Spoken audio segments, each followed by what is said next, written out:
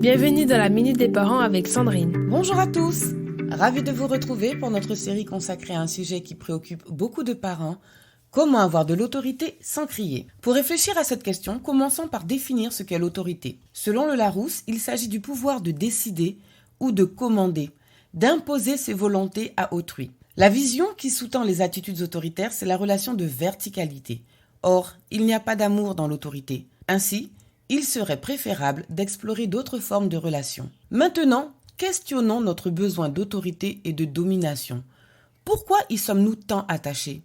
Qu'est-ce que nous cherchons à combler ?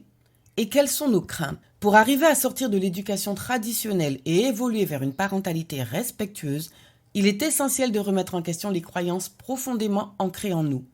Nous ne pouvons pas prétendre adopter des approches pour éviter de crier, tout en cherchant d'autres moyens pour faire obéir à tout prix nos enfants. Et si l'on osait vraiment remettre en question ce besoin d'être obéi ? Lorsqu'on se dit « mon enfant ne m'écoute pas », essayons d'imaginer la même scène avec un adulte. Que feriez-vous s'il n'écoutait pas ? Comment l'obligeriez-vous à vous écouter ?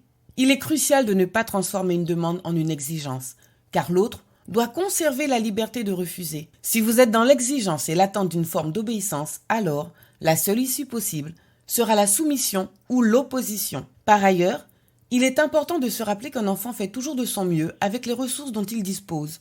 S'il ne répond pas à une attente, c'est probablement qu'il ne peut pas. A-t-il au moins compris votre demande ?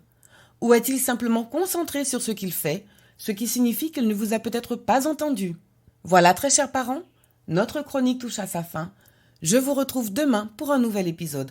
Rappelez-vous, plutôt que de rechercher une obéissance absolue, l'essentiel réside dans la capacité à comprendre ce qui peut empêcher votre enfant de répondre à vos attentes. Si vous avez besoin d'aller plus loin pour décoder vos propres besoins et celui de votre enfant, inscrivez-vous au prochain workshop en ligne le 18 novembre de 10h à 12h sur mon site www.fabriquedb.com. Prenez soin de vous et surtout prenez soin de ces précieux liens familiaux. C'était la Minute des Parents avec Sandrine.